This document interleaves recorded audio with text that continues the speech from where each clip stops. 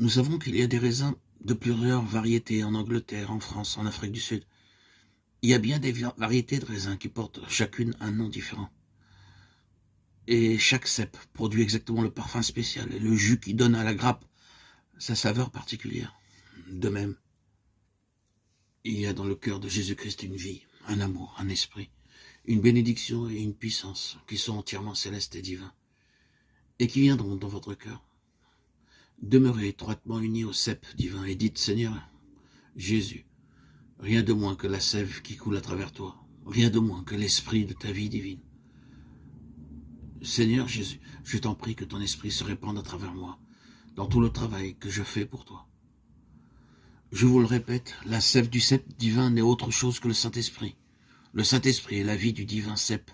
Et ce que vous devez obtenir de Christ, c'est une puissante effusion du Saint-Esprit. Vous en avez excessivement besoin. Et c'est cela qu'il vous faut. Souvenez-vous-en. Ne comptez pas que Christ vous donnera un brin d'aide par ici, un brin de bénédiction par là, et un brin d'aide ailleurs. Comme le cep accomplit son travail en donnant sa sève même au sarment, ainsi, vous pouvez compter que Christ vous donnera son Saint-Esprit et que vous porterez beaucoup de fruits. Et si vous avez seulement commencé à porter du fruit et que vous écoutiez la parole du Christ dans la parabole, plus de fruits, beaucoup de fruits, rappelez-vous que pour que vous portiez plus de fruits, vous avez besoin simplement de demander à Jésus de prendre une plus grande place dans votre cœur et dans votre vie. Je suis le cep et vous êtes les sarments, celui qui demeure en moi et en qui je demeure porte beaucoup de fruits, car sans moi vous ne pouvez rien faire. Jean 15, 5. Ne confondez donc pas le travail et les fruits. Et puis avoir un travail important accompli pour Christ, sans que ce travail soit le fruit du divin cep. Ne recherchez pas uniquement le travail, étudiez cette question, portez du fruit. Cela signifie le cep divin, lui-même, venant dans votre cœur et dans le mien. Nous, serviteurs de Dieu, sommes en danger de nous laisser absorber par le travail, en permanence, jusqu'à qu'on travaille même le dimanche.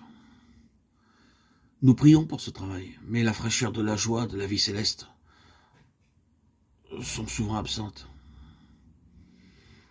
Essayons de comprendre que la vie du serment est une vie fructueuse, parce que cette vie est enracinée en Christ, le cep vivant, le cep divin. Chaque vigne que vous voyez, chaque grappe de raisin qui apparaît sur votre table, vous rappelle que le sarment dépend absolument du cep. C'est le cep qui accomplit le travail, et c'est le sarment qui jouit du fruit.